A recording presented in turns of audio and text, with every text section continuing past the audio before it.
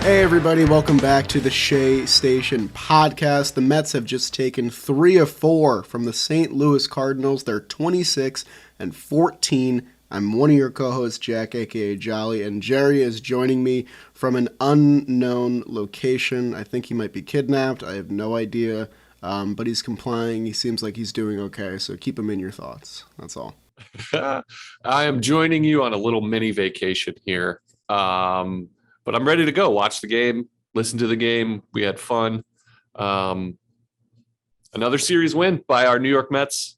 Gotta love it. Good homestand. Looking to go to Colorado and do the same thing. Possibly play in some snow. I was gonna say, the snow's gonna fall tonight, so I hope your hopes are not high for Mets baseball tonight. But I'm pretty sure people got their fill from this 4-game set. I don't know, I can't remember the last time a Mets Cardinals set was that exciting in a good way, because I feel like we're on the short end of these sets a lot of the time, especially last year. It was just kind of nice to get some revenge. Their style of play is kind of similar to what the Mets are trying to do or started. They're just gritty, man. You know, you always put out those grit tweets, but that's pretty much what they do. They grind. They always put pressure. They've got some big boppers, as we saw with Goldschmidt and Arenado. We'll be hearing a lot about those two about our recap, but they play a very good game of baseball. Their organization is they play it a certain way from A ball, from rookie ball all the way through, and it shows on the field because those guys are tenacious. Yeah, their brand of baseball is a good one to mimic, I think. A lot of solid defense, sound base running, and I think that the Mets kind of outshine them in a lot of those things, in things that, they've been crushing us in for years and years. I did not have high hopes for game one here. No slack on our guy, Trevor Williams. He's a great dude, but he was getting the spot start in this one because of an injury to Tyler McGill. But Trevor Williams shoved 4 shutout innings in the first game here. He struck out 6, didn't walk a batter, 4 hits allowed on 65 pitches. He really answered the call, and I don't think he knew that this was going to be an audition for a permanent spot or a foreseeable future spot in the rotation, but it definitely is now with what we know. He struck out Arenado with 2 runners on in the 3rd inning. That was a huge moment in the game that could have swung things. Tom Smith finally got it going after an 0 for 20. He smacked an RBI double in this game. He had 2 hits. McNeil, who we're going to talk a ton about in this series, he also had an RBI double. Mets get 3 runs off Michaelis, who's been really, really good this season. I think this was his worst start of the season by far. Jake Reed, haven't seen him in a while. Got injured last year, came up in the bad August stretch. That's pretty much all we saw of him. He was in a nasty jam with some walks, but he struck out Goldschmidt, got a key out later to escape that, then pitched another inning on top of that. Drew Smith, he gave up a home run to Goldie, but kind of everyone's been giving up home runs to Goldie, so I don't blame him too much. But it was his 3rd consecutive outing allowing an earned run. But then Edwin Diaz, who's looked like a sure thing pretty much all season, came in for his 9th save of the season in the first game of the doubleheader, which feels like ages ago just because of everything that's happened after. But the Mets won the first game of this 4-game set 3-1. Yes, in game 2 of the doubleheader, we get Taijuan Walker versus Steven Matz and his allegedly unscrupulous agent. Taijuan Walker was solid in this one. Not great. Bottom of the first, though, Mark Canha starts off the Mets scoring. Always scoring in the first, it feels like, with a 3-2 fastball in that he just turned on and put into the stand. So the Mets go up 1-0.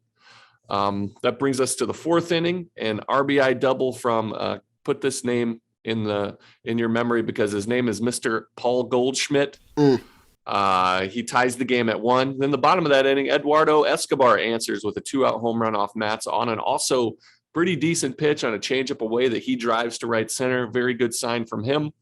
And the Mets go up 2-1. That brings us into the 5th inning with Taijuan Walker still on the mound. This guy named Paul Goldschmidt is an RBI double to put the Cards up 3-2. That would be it for Taijuan, who did, had a solid outing, went 5, gave up 7 hits, 3 runs, 2 walks, 4 strikeouts.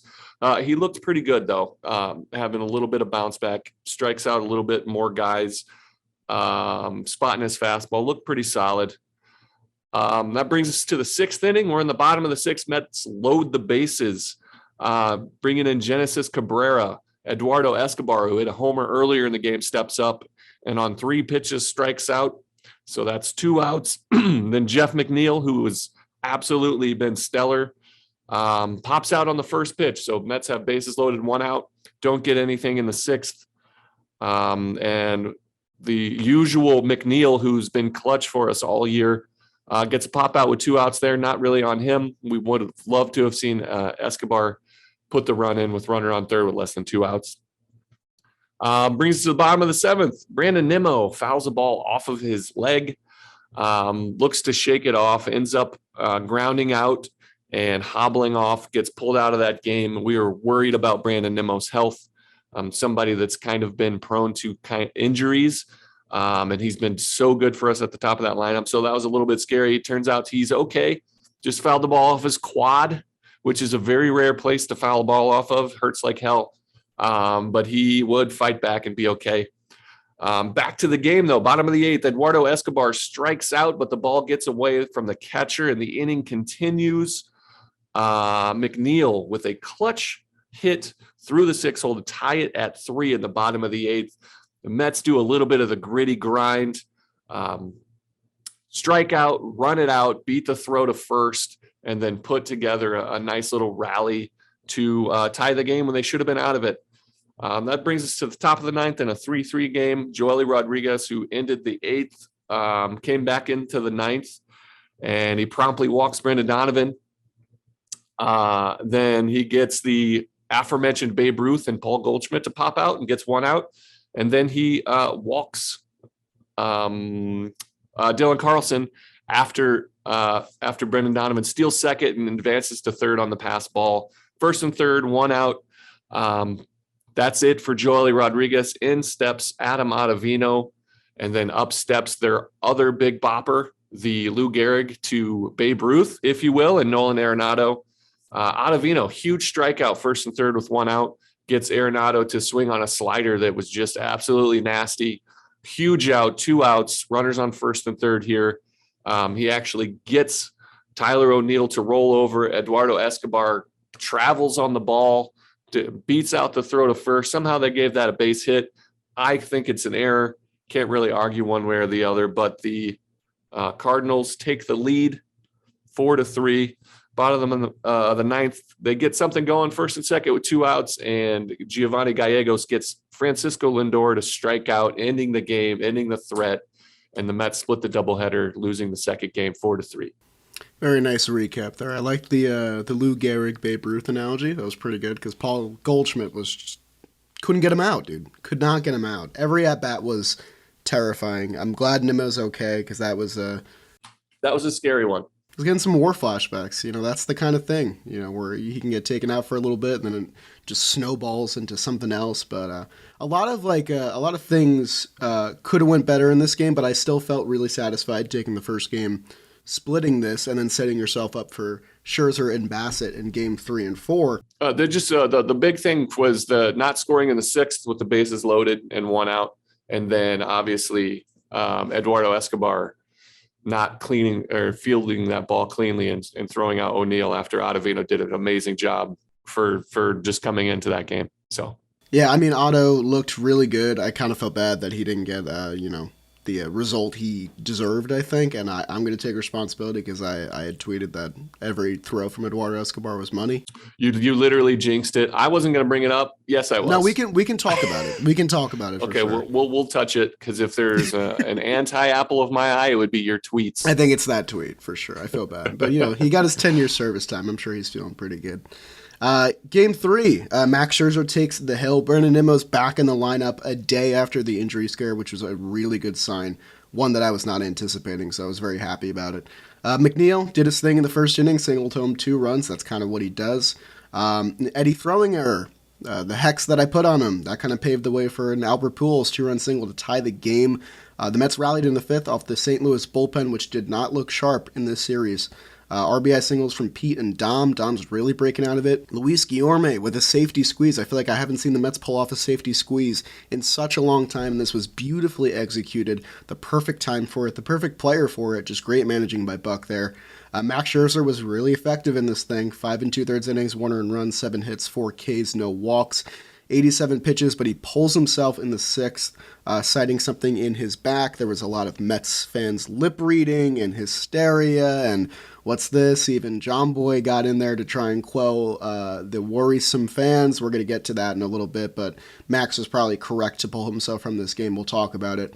Otto was really good in this game as well, especially on no days rest because he pitched the day before. He went 4 up, 4 down in perfect relief.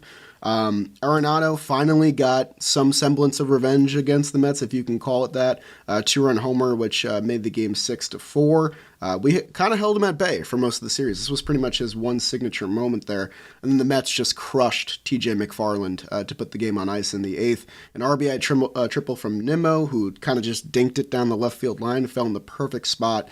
And then a mammoth 3-run shot from Alonso, who, was just hitting every ball to the warning track. So I'm sure that was kind of a nice monkey off his back. Colin Holderman, who had a couple nice appearances in this series, he finished off the 9th. He struck out Paul Goldschmidt, who was like Superman, so that was really impressive to me.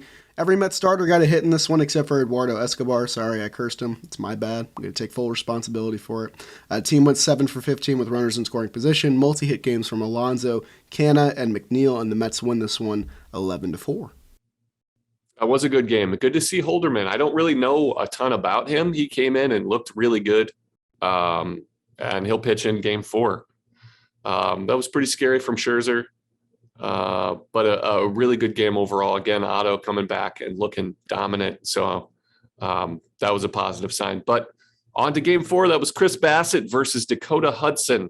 And the Mets do what the Mets do in 8 out of the last 9 games, score in the first. Nimmo with a leadoff single gets to Alonso punching an RBI knock the other way through the 4-hole. They keep shifting the Mets, and the Mets keep beating the shift. It's a beautiful thing. Jeff McNeil knocks in another one to put it 2-0. Good guys in the first. But Juan Yepes immediately answers with a home run to left center field, a good shot off Bassett. Bassett didn't look great, but he pitched well enough. 2-1 Mets move to the third. This guy named Paul Goldschmidt ties it with another home run off of Bassett. This one's just straightaway left, 2-2. Brings us to the 5th. Paul Goldschmidt, RBI double, puts the Cardinals up 3-2. The Mets answered in the bottom of the 5th, manufacturing a run. Nimmo's fielder's choice. They load the bases with 2 outs, and McNeil delivers a huge hit just under the sliding glove of Harrison Bader. Just an absolute clutch soft line drive. Looked like an easy RBI double, but Bader makes this amazing sliding attempt. I don't know if you've got a chance to look at his glove. I didn't actually. It's a Statue of Liberty glove, and it is maybe the coolest glove I've ever seen in my whole life. He's from Bronxville. Is that right? I think so. And he played with Bronxville, Pete, just right? out Westchester County. Played with Pete at Florida. So he's like a New York guy. Super cool glove, but I'm glad it didn't quite get there. McNeil coming up huge there. 5-3 Mets. That moves us to the 7th. Paul Goldschmidt with it looks like his 45th RBI of the series with a sac fly. Then a big double play in the 7th there. 5-4. McNeil gets another RBI. 5-4 Cardinals. Shaky Diaz comes in. He's been so good at making for the save. He comes in. He's been so good at making those adjustments early. He just completely lost it for 6 pitches at a time in this one. Never really had that confidence. They scratch a run. Looked like it could have been really bad. Loaded the bases. I was really impressed with Buck Showalter leaving him in there because you do or die by him. It's already tie game. Let him do his thing. If he gets out of it, he already had 30 some pitches. He ends up tying, letting it, leaving the bases loaded there after they tied it. We'll get into Diaz a little bit later, but in the 10th inning there, Holderman comes in and is solid. He only allows that ghost runner on second base to score, giving the Mets an opportunity in the bottom of the 10th to really do some damage and try to get to. That brings up Mr. Pete Alonso. And on the second pitch, Giovanni Gallegos delivers. Pete absolutely smashes a home run for a walk-off. They end the homestand on a huge win, get the crowd going, and they can happily go on to Colorado with a series win. The Mets win 7-6 in an absolutely wild back and forth game. Bassett goes 6 1/3, goes 9 hits, 4 runs, all earned, 1 walk, only 3 strikeouts in those 2 home runs. Drew Smith came in through a 1 2/3, gave up a knock. Edwin Diaz, shakiest outing of the year, a little bit worrisome. 2 big walks. One of them was a 4-pitch walk to bring up Goldschmidt or bring up Arenado. It was just not his best. Didn't have it yesterday, but even when you're that good and you don't have it, you can escape with just that 1 run. Yeah, I was going to say, like, this was definitely, I think, Diaz's worst outing of the year. But even when he was at his worst, I still had confidence in him. I really liked Buck's decision to not yank his closer prematurely and like put faith in the guy that's been so good this season. And Diaz proved him right for sure. I think that the 4-pitch walks, he lost his command. I think he lost his fastball a little bit. But I also think that Diaz, the old Diaz we knew, I think shied away from the moment, and now I think the new Diaz kind of likes to seize the moment. And I've just seen him strike out so many big hitters in big spots this year that I feel comfortable. And I felt comfortable then. I was obviously shaking, but I felt good. This was by far this was the first glimpse into the shaky version of Sugar Diaz. He couldn't make those adjustments. You see him, like, he would miss, like his arm angle would drop, and then he would come back and like try to find it. He would baby some pitches. He was just searching, but he would find it every once in a while. It still gives you an opportunity to win. He had his chances to really just shut it out. I'm not too worried because he's been making those adjustments, but it's something to watch. He didn't make those adjustments quick enough. It's kind of something that we've been watching all year, all season long, and he's been able to, like, after 2 pitches, dial it back in. We really haven't even seen a consistent run of him being locked in. So This shows me, that's a good sign for me that he's been able to kind of find his way back. He's been absolutely dynamic. I'm not worried about him yet. And luckily, after him picking up the team all season, the offense picks him up and the Mets get a win even when he blows a save. Yeah, I mean, 18 runs in the last 2 games. That's a really good formula for winning. I honestly liked some of the pitching performances I saw in this series too. One thing I wanted to highlight, Taijuan Walker didn't have his best stuff in his start for sure. But one thing that I love that I feel like is a definite improvement from the second half of last year, he's only allowed a home run in 1 of his 5 starts so far this year. I really feel like that splitty is just keeping the ball low on the ground. It's very hard to drive, and I feel like if he can get tagged for home runs less, then like he has a chance to have starts like this where maybe if he doesn't have his stuff where he gives up 7 hits and 2 walks, he can still work some form of a quality start and keep his team in the game and not let things spiral. Yeah, this is kind of the all-star version of Taijuan Walker we saw in the beginning. He's got that high four-seam fastball he's getting swings and misses, and that's what's preventing that home run that got him in the second half of last year. He was still dead set on trying to maintain that fastball up, and it just didn't have the same life. So far, so good on that fastball, which is, he's not giving up those barreled balls.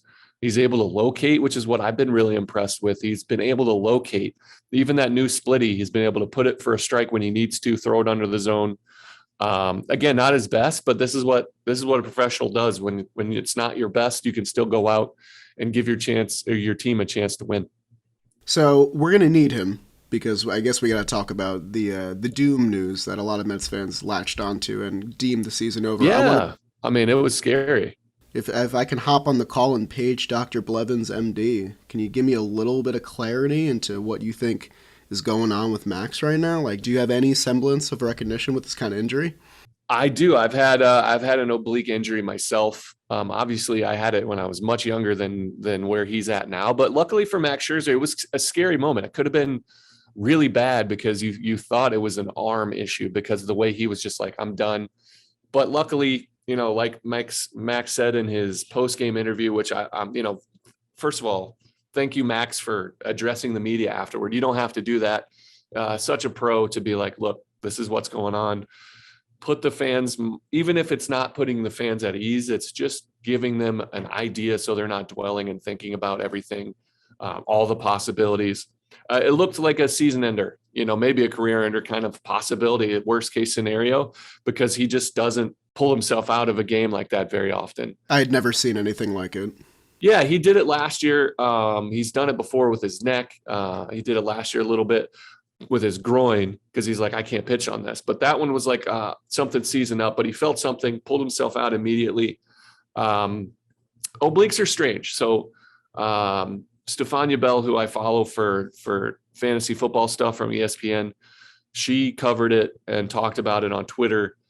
Oblique, usually like a 6 to 8 week thing, especially if it's bad. You can't do anything to an oblique. You can't really fix it. You can give certain amounts of treatment, but the best thing you can do for it is just not use it and stabilize it and let it kind of repair itself. So, this could be a 2-month to, extend into 3 months, or it could, his could respond, but at 39 years old, you're not expecting, miracles to happen. So this is going to be a couple of months. We're going to need Taijuan Walker. We're going to need David Peterson to come in and look like he was in the past, because McGill, DeGrom, and Scherzer are all down. So we're going to need guys to step up here, like Taijuan Walker, like Cookie Carrasco, and like David Peterson. Yeah, I mean, so the Mets are about to enter arguably their toughest stretch of the season, and they'll be doing it without their 2 Cy Youngs at the top. Anthony DeComo did say yesterday that Tyler McGill is tentatively scheduled to begin playing catch tomorrow, which would be today.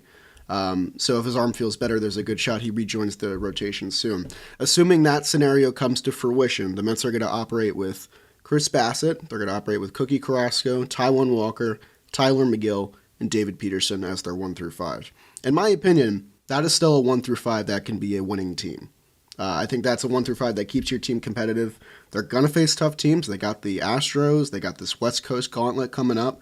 But last 2 games, they put up 18 runs. That's a pretty good formula for keeping your team in games and stuff. They built themselves a nice cushion at 26-14 with an 8-game lead. I am not ringing the panic bell yet. Obviously, it sucks. But this front office did a very good job securing depth around these guys, knowing that you're probably going to run into roadblocks along the way. That's it, man. This is anticipated. And I loved like how Buck handled the post game, the conferences. They're like, how are you feeling? Trying to get some emotion out of it. And in the moment, you want a leader that doesn't go by emotion. And he was like, look, at that point, I'm concerned for him, but what I got to do is like figure out what we're going to do this game. And then after the game, we'll think about what we're going to do moving forward. That's what you need out of a leader in those situations, to not let a game get away from you just because of emotions. When Scherzer went down, even when Nimmo went down, he was working at like, all right, well, if he goes down, I got to bring Jankowski, got to move this guy over there. He's just thinking like a leader, winning battles, winning the war, that kind of thing. But the front office created this depth. It happens to every team. Very rarely do guys get to, do that crazy 90s run that the Atlanta Braves had and just have your studs for 14 straight years. Yeah. You're going to need this. And we have the depth. That's why you trade for a guy like Chris Bassett. When your top 2 guys go down, he's now your number 1. He was a number 1 last year for a Mets or for an A's team where he was an all-star. I'm not worried about it. It's going to be trying. We're going to need some good performances, but guys that they're filling in are solid big league pitchers. So there's no reason to hit that panic button. The offense looks really good. The way that they go about it doesn't seem like a very drought-ridden style of play. You're not relying on 3-run home runs. You're just manufacturing. You're putting pressure on the defense, and that's what your team needs out of you from an offensive standpoint. I imagine these guys are going to carry the load. The offense is going to carry the load for a little bit. This is what you need out of a team. I really loved 2 things that Buck said in his post-game pressers the past 2 days. One was that no one is going to feel sorry for us. So you're better off just not feeling sorry for yourselves, Mets fans, because it's true. I mean, we were gifted with 2 Cy Youngs. We've only seen one of them pitch this year. But we'll have 2 of them by the end. Like, that's what the timetable looks like. We're going to have both these guys in the rotation at the same time. That time will come. We just got to get there. So I believe in this team. I believe they will get there. He also said that this is not a sky is falling team, which I think is very nice. It's a good sentiment because this is a sky is falling fan base for sure, for 100% certainty. Absolutely. We've dealt with a lot of curses, a lot of bad luck, a lot of, downtrodden teams. And I keep reiterating, I know it's only May. This team does not feel like it. This team feels like it has a formula for winning that it follows. every single night, and it seems to work most of the time. One thing I have absolutely loved about following the Mets this season is that they have only lost back-to-back games one time in the first 2 months of the season because they respond to adversity incredibly well. I think that's just a culture of the team at this point, and I think that they're not going to carry themselves on a pedestal, sort of like maybe they did last year where they got a little comfortable and they let the lead get away from them. This is a team that is very, very focused on the end goal of the season, and I feel like it's coming through in all of the quotes in the postgame. It's coming through in their play as well. So obviously it's easy to say all these things when the team is winning, but when you get massive wins against a really good team like the St. Louis Cardinals, Really good 5-2, really good against a team that has always beat you up, it's hard not to feel this way. Yeah, and even with Goldschmidt being an absolute superhero,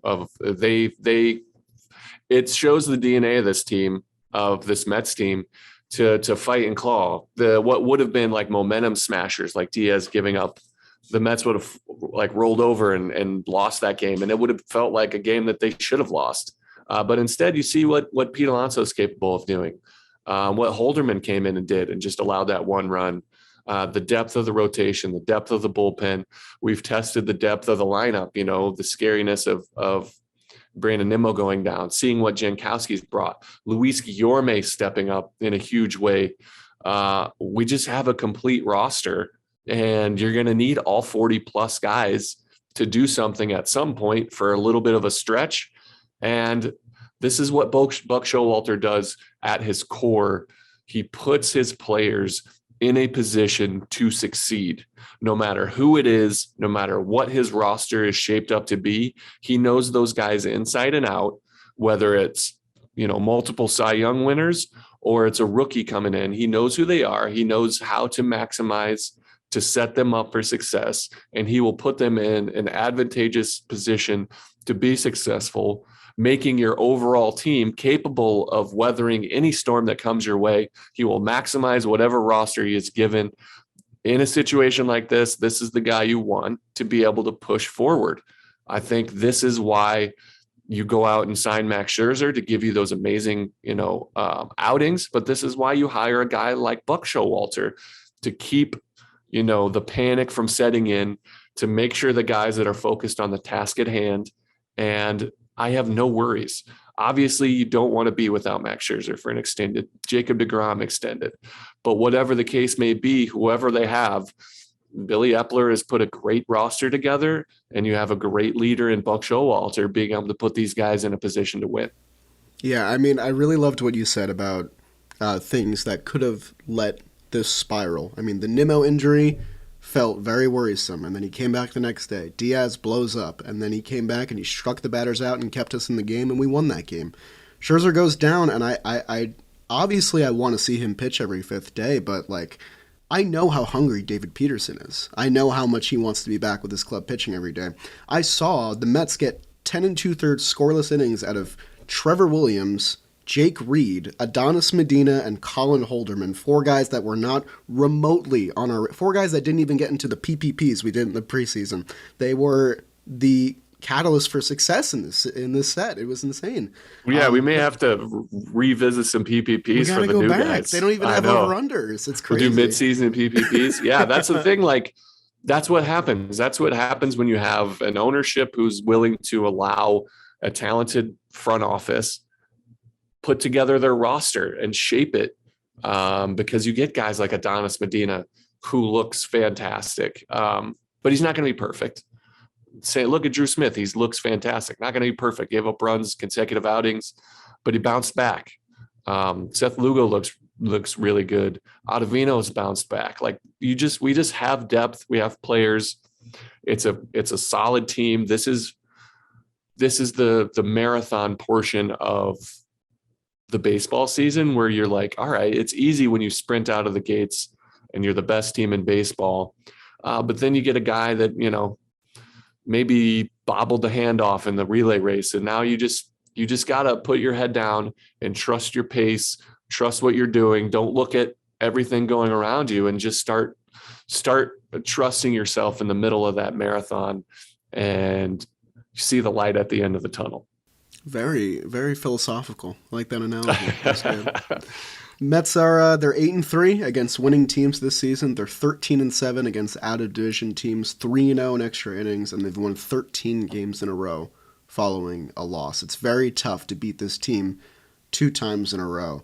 I think this is maybe our most competitive apple of our eye of the season. It's still up in the air for me. It's still up in the air. Okay. All right. I mean, we have some major contenders here. I mean, there's so many. Our offense absolutely just played an amazing series. I mean, you want me to run? I'm going to run through everybody. I'll go. You go through it while I think about it. Yeah, because so we have Mark. Most of it is offensive, and that's obvious. Mark Canha, 4 for 13. He hits a home run, 2 RBIs, 2 walks, hit by pitch. Jeff McNeil, 7 RBIs in the series. He goes 6 for 17 with a double. Dom Smith broke out. He only played in 2 games, but he went 3 for 7, a double, 2 RBI, 2 walks. Luis Guillorme, who I'm perfectly cool with seeing as an everyday player just because of how much I just love what he's bringing to the table right now. 5 for 11 in RBI. He had a safety squeeze, which I absolutely adored. Pete Alonso's obvious, 2 homers. Nice. You adored a safety squeeze. That's great. It's my favorite, man. I just don't get to see it anymore. Pete Alonso stole a base, too. That was crazy. Loved that. Also got hit by a pitch because that's nothing new. And then Francisco Lindor drew 6 walks in this series. Went 4 for 12. Pete with the 2 home runs, the big walk off. A Lindor 4 for 12 with 6 walks, a stolen base, a hit by pitch. Major contenders for me. It's comes down between Jeff McNeil and his 6 for 17 with 7 RBI. Pete Alonso 5 for 15 with 7 RBI and the big walk off, and Lindor 4 for 12 with 6 walks. I think so. Like those are the 3 guys. I really wanted to pick Guillorme because of what you talked about and his adorable, sacrifice, suicide squeeze. I want to, but I can't. He's a contributor, but when your big guy steps up, I'm going to take Mr. Pete Alonso as the apple of my eye. Clutch, man. Clutch. 5 for 15. Those 2 big home runs with the big walk-off to cap a long homestand, to cap another series win. Could have been an easy split after Diaz blows it. Holderman, allows just the 1, and then he comes up and just absolutely destroys a baseball to walk off the homestand pretty much. It felt like a cap. And he's been our clutch guy all season. He's been that home run, that power producer. I believe he's leading the league in RBI right now. Yes, he is. Deservedly so. That shows you that your team is setting yourself up. And shockingly, Jeff McNeil doesn't lead the league in RBI because he feels like he's doing the same thing. But Pete Alonso, two big walks. He had that double steal, that stolen base that you talked about, a hit by pitch, just doing everything. And I love it. He deserves the apple of my eye. It's hard not to pick Alonso. I get it. And it feels like we pick him pretty often just because of how good he's been. But I mean, he had maybe like a week stretch where all those balls were just dying at the warning track, and it felt like that stirred something inside of him because the 2 home runs he had in this series were absolutely crushed, especially the Giovanni Gallegos fastball that was 93 middle in, and he just knew it like immediately. That thing went far. So that was a pretty awesome moment. So good pick there. I'm going to hop on the other side, the other guy that had 7 RBI. I'm going to go with Jeff McNeil. I had been campaigning last episode. First of all, claps for Jeff. Just give I had been campaigning last episode to see Jeff higher in the order. I said that I wanted to see him in the 3 hole. We got that a little bit because of Starling Marte's absence. And Jeff was hitting 3rd, he was hitting 5th, and I feel like he just got so many runners in scoring position opportunities, and he came through pretty much every single time, except for that 1 bases loaded opportunity where he had that was with 2 outs where he wasn't the hero. It's impossible to do it every time, but you feel like he's going to. 6 for 17, a double, 7 RBI is the big one, just really coming through every single time the Mets needed him. A lot of go-ahead hits in this set, and he just looks happy again. I love the screen caps of Jeff McNeil smiling at the dugout. I loved his celebration on the walk-off, waiting for Pete to come home. It looks like he knows what he's doing now. He looks like he's doing what he does best. He's not trying to crush the ball. I know we've had the same conversation about McNeil over and over, but it's just nice because a lot of us didn't know if he could return to this. And I think it's encouraging, but also frustrating because this could have been Jeff last year too. Jeff has always been capable of this, and I'm glad that he's returned to the mentality that got him his original success and is giving him maybe more success than ever because he looks like the best version of Jeff McNeil on the field, especially because he looked great in left field as well. He made a great catch on the Goldschmidt sacrifice That fly. little like right against the wall. That's knowledge of into the netting and then fired the ball back in. Huge double play. Helped out Drew Smith Huge a ton, double play. and he did it at the plate as well. Great tag by Guillorme to finish that off too. Blocked the base too. That's something that Jeff McNeil in the outfield doesn't do. Like, that's a tough catch to make, and you have to be familiar with the position and the field to be able to be secure and going that close to the wall because there's not a lot of space there in foul territory. And also knowing the situation where you got to throw the ball there because he immediately turned and fired, giving his team a chance to make that double play. And then Guillorme, he's special, the glove man. Everything you get, he's been giving us a lot from the plate is all a bonus because he's special with that glove. He does little things, makes it look easy. He's reminiscent of Asdrubal Cabrera for me. Obviously Cabrera had a much more substantial career from a playing time standpoint, but with the glove, man, Guillorme can do it. Yeah, I just feel like Buck has taken these two pieces in McNeil and Guillorme who were good, and he's just elevating them. And I feel McNeil is a plus defender at two positions. I did not have that in my book in the preseason. I mean, it's just really incredible to see. He looks more confident than ever. I don't know about plus defender. I don't know. I'm not saying he's not a plus defender. Let me check it out. And either you do your thing. I'm going to say a legitimate big league left fielder and a legitimate big league second baseman. That I can definitely get behind. I feel comfortable with anything going his way. Yeah, man. I do too. And again, it's easy when you're hitting, 300 plus. I think he's 313. He had a little bit of a lull and you can see, some temper come out, but I'm so happy. He's such a dynamic player. It's hard to pitch to a guy like that. It's almost impossible. It's infuriating whenever you see him come up in an RBI situation, no matter what part of the lineup comes up, he's still that guy and you have to face him and you have to throw. Just an exceptional ball player. I love his style. Yeah, I feel like, well, in game one, I remember he had an 11 pitch at bat against Michaelis, I believe. And, this is why I like seeing McNeil in the first inning because I feel like we've also seen a new version of Brandon Nimmo that's hitting for more extra base hits. I've also seen Nimmo swing at the first pitch maybe more than ever in his career. He has statistically. He's definitely done that. I think on the broadcast, I'm pretty sure Keith Hernandez addressed it. I know Todd Zeal has talked about it. He's looking to drive the ball. He'll take his walks. He's not always looking for walks. Depending on the situation, man, he picks his spots. He knows he's prepared with a game plan per every at bat, which is, watching my brother coach high school, you try to instill a guy to go up there and have an idea of what he's trying to do. Visualize what you want, look at what you're going to get. And that's the hardest thing to do. And Nimmo steps up. What used to be is like, my game plan is I'm going to get on base with a walk or I'm going to work the count. He's looking to do damage and then everything else around it. He's still allowing himself to be an excellent hitter. Just another dimension to an amazing player entering his free agent year. This is something that I feel like couldn't have happened with last year's club just because of the lack of weaponry around him. When you have Lindor drawing 6 walks in 4 games and Jeff McNeil working 8 to 10 pitch at-bats every time, this is the kind of thing you can afford Nimmo to do, and it's bringing him success as well. And it just goes back into the winning formula thing that we were talking about before. This is a lineup that has a plan. It has weapons on all sides of the ball, whether you want to work a count and get on base or drive the ball.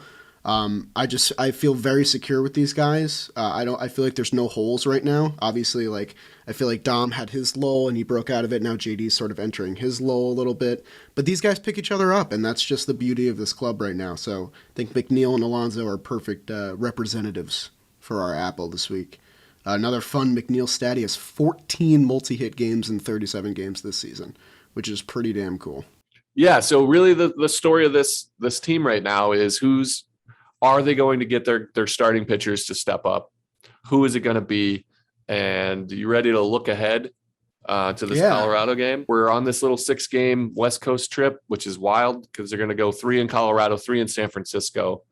They're playing the Rockies at home. They're 5-10 on the road, but the Rockies in Denver are 13-9. They're a good ball club at home. This series is going to be Cookie Carrasco looking to lead the way with a 3.73 ERA against Armand Marquez with a 6.16 ERA. There's some guys on our team with some history against Marquez. Eddie Escobar is 12 for 13 with a homer and 5 RBI in his career. The big bopper in their lineup, who's having an absolutely incredible season, is CJ Crone. He is 4 for 7 off of Cookie with a home run. Cookie's looking to bounce back after giving up 4 and just 4 1/3 on 8 hits last outing. You noted here that he didn't have a slider. I agree. That's kind of been his thing. Shockingly, in his long career, Cookie's never pitched in Coors Field. So there is some weird aspects. You have to make adjustments. It was so strange for me to pitch there. My curveball was kind of different. My fastball was different. I used to throw a cutter and it didn't move. And my changeup that I normally throw would be like a cutter. So I would throw my changeup thinking about a cutter at the same time in Coors Field. So there's some adjustments to be made. But Carrasco, in his career, with his experience, you expect him to be able to go out and have a solid outing. And what we really need, ideally, would be for him to go up and go 6 to 7, just dominate, give the bullpen a big sigh of relief, solidify his position after watching Max Scherzer be injured. Because in game 2, we're going to have David Peterson reemerge into this rotation. He's been just absolutely fantastic. Spent some time in AAA just kind of biding his time. And he's going against Austin Gomber. Is that how we say Gomber? I say Gomber. Yeah, I'm pretty sure it's Gomber. That's a strange name to say, but it's Gomber has a 4.38. He's actually been pretty solid.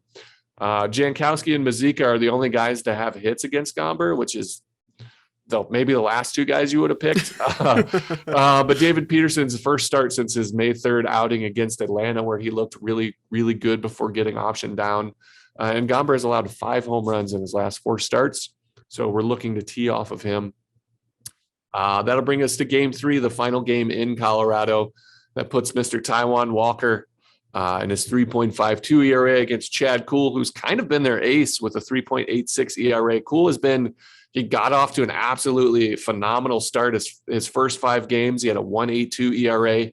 But over his last 2, he's got 10 earned runs and 7 2/3 to still have a 3.86. But we're continuing his trend downward.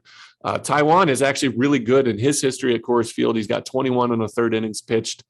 With a 2.63 ERA and a 1.29 WHIP. That is our series in Colorado. Those are our preview matchups. A couple things I want to talk about. Taijuan, we mentioned before, not giving up a ton of home runs. That split he's been working. I think this is a good area for him to pitch, and I'm glad we have him in this set. I feel like we're set up well there. Cookie, he's never pitched at Coors. He didn't have a slider last time, and it's kind of crazy. He's had a long career. He's never pitched here. And like you said, there's adjustments that have to be made. I'm pretty sure I envision this kind of being like a little bit of a rocky start, and then he'll figure it out as he goes because he's a veteran. Was that on purpose? A rocky start? Oh, it's never on purpose, but you know to pick them out. That's good. Yeah, and I'm glad we're getting the Rockies now because we saw them get off to a pretty good start. They've been 6-10 in May, so they're coming back down to earth a little bit. They are a great home team. They're coming off a couple series losses as well. And the Mets, they will have to face Chad Kuhl, who's been pretty good this season, but he's been slowing down a little bit. And I think I'm going to assume we're not playing tonight. If, this could age poorly, who knows, but there's snow in the forecast for tonight and tomorrow. I don't know how they're going to get these games in if both days get canceled. I really don't know. But that remains to be seen. Weekend set with Colorado should be a fun one. Some names to look for in their lineup. I don't think Chris Bryant, we're going to see. He's on the IL for now. I'm not sure if he's going to come back. I don't know exactly when he went on. But some names to look for is Ryan McMahon, who's, really stepped up and became like one of their guys, another replacement at third base for Nolan Arenado when he left. He's got an 805 OPS, really good hitter. I think he hit a walk-off off me in my career. So I like him. And then you've got CJ Crone, as we mentioned, he's got a 970 OPS, absolutely dominating. And then a guy named Connor Joe in 29 is having an absolute breakout. He's batting 278 slugging 436 with an 805 OPS. And Randall Grichuk is there as well. They're a good team, man. They've got some good pieces. They have holes. We have a deep lineup. The Cardinals have a deeper lineup. You just kind of have to pick your battles here and don't get yourself down too much. Yeah, I mean, one thing that I feel like the Mets did really well in the St. Louis Cardinals series was battling against the bullpen to keep yourselves in the game. And the Rockies bullpen, aside from, Daniel Bard, who's been solid at the back end, and Tyler Kinley, who I had not heard of before looking him up, is a 0.63 in 14 innings.